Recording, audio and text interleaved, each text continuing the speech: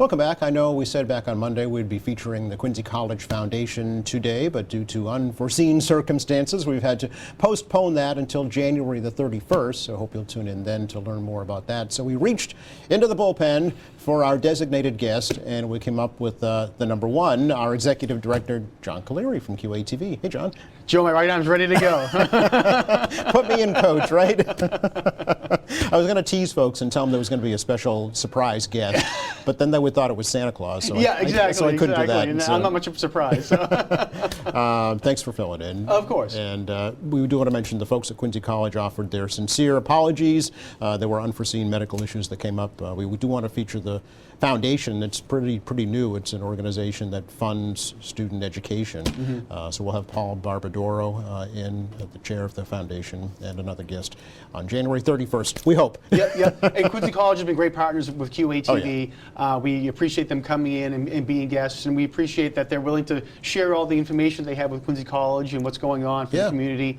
And we enjoy going out and covering their events. And President Christopher, Chris, we've known him for a long time with the superintendent of schools, and now with president, and he's a great supporter of QATV, so we appreciate that. Absolutely. Yeah. We're going to have Coach Raymer come over. Yeah, that's. We didn't have time for that. Yeah, no, and actually, Jack Raymer, he was a teacher at Quincy High School when I was there, so I've known Jack for a long time, and we work with him getting a lot of the basketball games on QATV as well. So again, we appreciate everyone at Quincy College and glad to have them in the city. Yeah, but this is a good chance to kind of show off a little bit, right? Of course. Or at least let folks know what QATV is, what it's about, what they can use it for, and what we might be doing coming up in the future. Yeah, and it's funny, we always try to make sure people know what QATV is. Like I said, there's people moving into the city all the time, and maybe they don't know what public access TV is, or maybe there was a center that they were at and maybe might not have been as active as QATV is, which we hope we are pretty active. We think we are.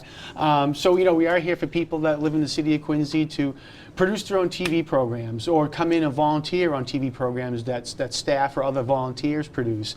And if you can learn how to do a camera or learn how to edit or learn how to run the audio board or whatever it might be, there's anything that goes on behind the scenes here, we're willing to and want to teach people how to do that so they can help and get information out there. So whether it's, a show like this or a parade or a game or a cooking show, whatever it might be. Absolutely. We want to get that out there because we're here to tell people from Quincy about Quincy and what's going on in Quincy. Yeah, there are 2 or 3 volunteers behind the scenes right now helping to produce this show. It just wouldn't happen without the volunteers. Definitely not. No, and currently in Quincy is a great example of kind of the great staff volunteer partnership that we have. Frank, Kim, and Fred are out there right now helping. Is Kim here? I wasn't sure if she came in. Yeah, Kim's here. Very good. And actually, a Quincy College student that comes in. Appreciate Kim's help, and of course Frank and Fred as well. But yeah, a good partnership where we have staff that are here to do different things, but sometimes we need that extra 3, 4, 5, 6 people to do the production. So again, like it's the football game or the parade or staff are doing 3 other productions that day, and there's a 4th that we just can't get to, and that's where we call in our bullpen and see if someone can help us out and cover that whatever it might be. Yeah, and the way technology has advanced now, you don't need to be a videographer to be able to go out and cover something. All you need is a smartphone.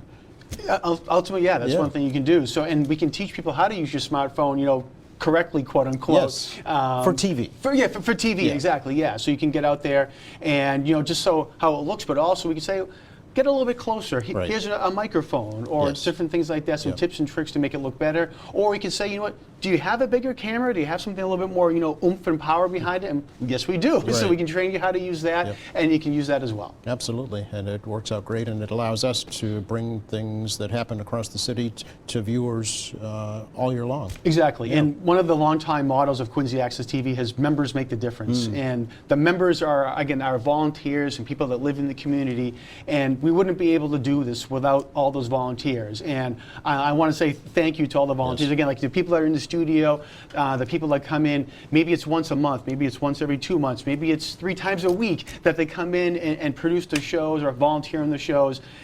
We are a nonprofit organization. People know that nonprofits rely on volunteers. We're the same thing. So we have a small staff, but all the volunteers that come in and help us out, we truly appreciate it. And they love coming in and helping people learn about Quincy and get the information out, or again, producing their own show because they have a passion that they want to express that to the community as well. And then they show it on QATV, but then they can put it on YouTube, they can put it on Facebook, or wherever the social media they can be as well, so they can get it out to the entire world as well, not just people that are here in Quincy. It's theirs. It's their baby, right? It's their intellectual property. So they come in and they use our equipment or they use our broadcasting facilities to show it to people. But it's they're the producer / director of it. They own that intellectual property. Right. So they're sharing it with us, so we can again share it with the community. But they're their own Steven Spielberg, that they have that in their back pocket to show.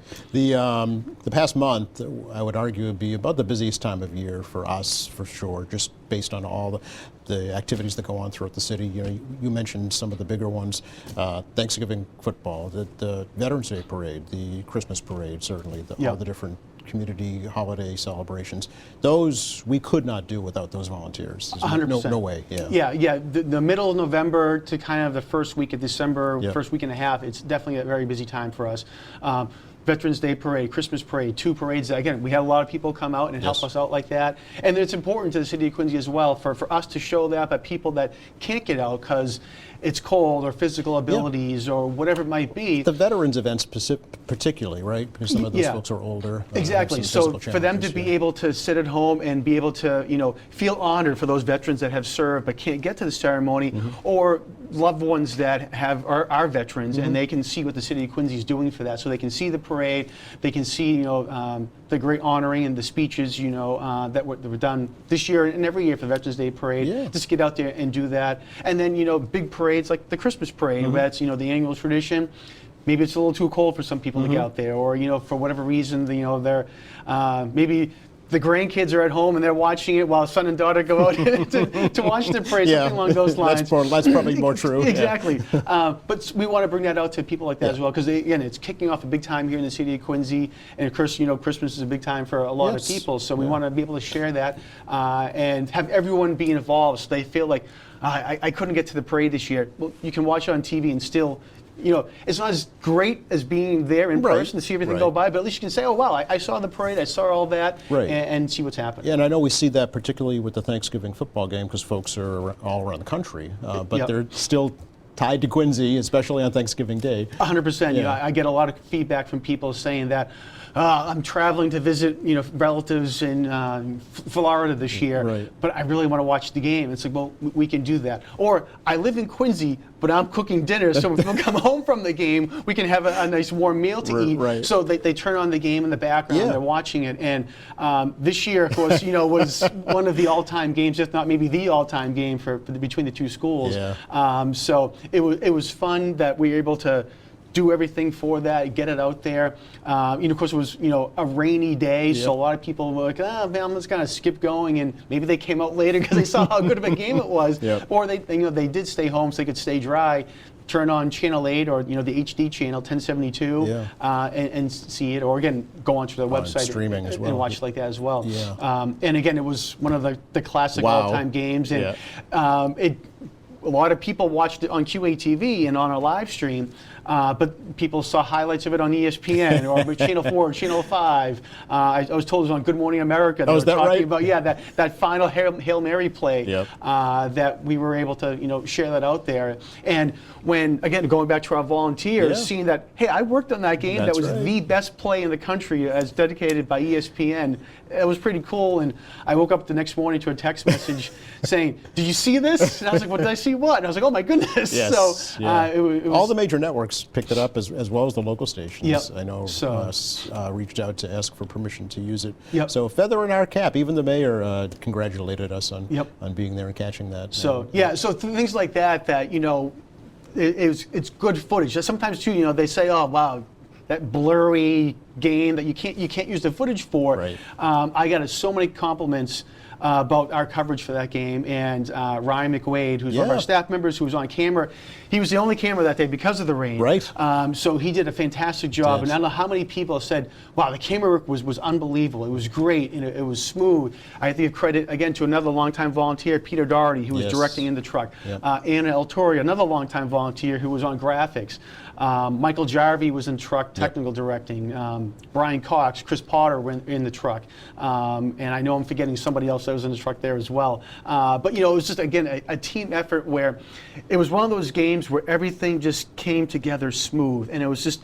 Nothing went wrong where I might be in the booth going, oh, I did a bad job on that, or we kind of missed Yes. that. Everything just went smooth along. The pregame show that we had, that was hosted and co-produced by Steve Mays and Scott Campbell and myself, that went smooth. We were trying to figure out what we were going to do with all the rain Right. to still have it.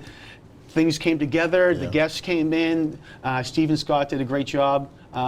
They're really pushing behind it, the scenes to the pregame show, and a lot of people love watching the pregame show as well because they get to interview, the coaches, the principals, the mayors, some student representatives. So it's a huge day for the city of Quincy with everyone coming together, and for us to then kind of help and piece that together and tell the story of the pregame and then the game itself. Right. It was one of my favorite days of the year. Was it really? Yeah. Thanksgiving's always one of my favorite games or days because of the game and the Thanksgiving holiday itself. But this was one of just this year. I think that day, just how everything went, it was Just really good. so good for everybody that was involved to be able to know that they did such a good job, and then for the city to have that recorded for all time. Well, yeah, as it was well. great. and for the players as well. Exactly, and that's what I was going to say. Seeing the stories that they were like, oh wow, this is a great game between Quincy and North Quincy, Yeah. and then Channel 4 did a nice piece, Yeah. interviewing the North Quincy players about that, and seeing them get put in the spotlight. And the Patriots named Coach Craig the That's coach right. of the week for Yeah, that yeah. as well, and they highlighted that. So it was just great to see the city of Quincy in the spotlight. Yeah, for that. absolutely. So, 2025 is right around the corner. Unbelievable. What's going to be happening here at QATV? Well, of course, everyone in the city is going to be focusing on Quincy 400, and we will be doing the same as well. Yeah. So we're going to be trying to get out to as many of the events that are going to be Quincy 400 themed and related as best we can. We have something coming up that you and I are going to be doing. It'll be a nice little segment coming up in the beginning of the new year, talking about a new historic museum that's at Quincy City Hall, related to Quincy 300, so the 300th anniversary 100 Yeah, years ago. apparently it was a big party back then. Yeah, so and it seems like it came there very quickly Really as well. quickly, yeah. So hopefully we're going to be talking to the mayor and Bob Damon about that. Oh, I'm glad you reminded me. The mayor will be on this program on January 3rd. That's right. Yes. to So talk about that'll be another Quincy 400 preview, hopefully things like that exactly, as well. yeah. So different things like that. Working with the library to do a couple different things, hopefully through the year. And of course, again, there's going to be big events that have been teased a little bit, and we're still trying to get all the information as well, and the dates and stuff like that. I know there's going to be a Quincy 400 concert. The Quincy Symphony Orchestra is going to be performing. I think with the Choral Society believe as that's well. right, yeah. And then I've been told there's going to be a pretty big size parade as Yes. well. So different things like that. We'll be couple of covering. fireworks displays. I So think. hopefully we want to take part in that as well. And hopefully course, we'll be yeah. telling a little bit more of the story of Quincy 400 and Quincy as well, with some different things that we're trying to work on and see what we can put together. So not just here's the parade or here's the fireworks, but some of the other background. Again, the Quincy 300 story and how that leads up to the city of Quincy as well, and the settlement of Mount Wollaston and becoming a town and a city and where we are today.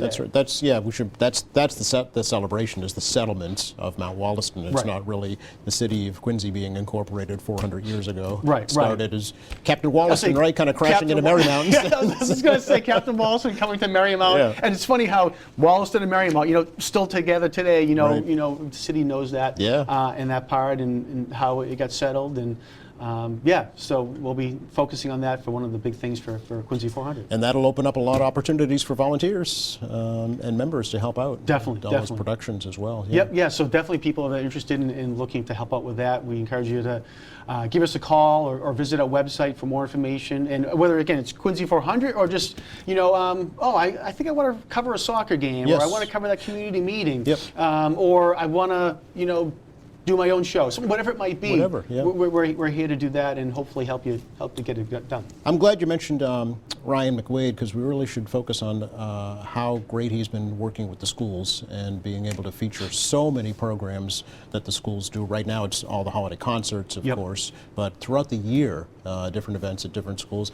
Since I've been here, it's 16 years, we've never done as much with the schools. You've been here even longer, so is that about right? It's about right, yeah. And normally, the schools had kind of their own person that were going around, and Ryan, we've kind of embedded him, if you will, in the Quincy Public Schools. So, like you said, right now he's going out to as many of the winter concerts as he can do and cover, and editing them to get them out before the holidays go. But then going into the schools and featuring students or administrative staff or people that work in the school and things like that to say, here are all the things that are going on in Quincy Public Schools and the great things that are happening, and talk about them, to let people know what's happening besides just, oh, I know there's sports. Well, there's so many other different things that are going on, and the people that are behind the scenes, and maybe they don't know. Clubs, the robotics club, and maybe they don't know that there's a sixth grader at Point Middle School that has just been awarded an award or did a really great project or did something different at the different schools. So Ryan's done a great job kind of going around, and he also does all the school committee meetings as well to make sure those are out and about for people to watch and see too. Another Quincy College grad. Yep, Ryan Quincy College. Yep, as well, definitely. Should mention, sure. So, what else for the new year that we need to know about? Twas the night. So that's the thing, not necessarily the new year, but all the holiday programming that we have going. We should mention we're going to have a holiday marathon that's going to be, I think, beginning on Christmas Eve and going all the way through Christmas Day. Michael confirmed, yes. I was going to say, Michael Jarvie, who's our programming media specialist and programmer, he's going to yell at me if I'm giving him too much to do or more to marathon. But so people can watch all the different holiday programming from present and past as well. We like to throw in some different things that people have seen. So maybe it's an old Christmas parade or an old, like you said, we always read Twas the Night Before Christmas. That's been a long-standing tradition at QATV since before I was involved at QATV. Wow. So it's almost coming up on 30 years now that they've been doing that. 2026 will be our 30th anniversary. So just around the corner for that as well. But yeah, so different things like that. People can see the different holiday programming and catch the football game again or the Christmas parade, or we have a special Quincy in Focus holiday edition. Oh, fun. Okay. With the lighting of the green and the 'Tis the Season concert. The Quincy Choral Society with member Scott Daniels went and recorded recently at ENC. So that was a great concert. They performed the Messiah. Scott had an interest in doing that, went down and recorded it for us, and then we were able to put it together. Great example. Yep, exactly. So different things like that, and that's another long tradition that we've done for holiday programming, so people can tune into QATV over the Christmas day and see everything that's holiday Christmas related. Merry Christmas. Happy New Year. Thank you, same to you, Thanks, Joe. John. And thank you to all of our volunteers and staff as well. We appreciate everything you've done throughout the entire year.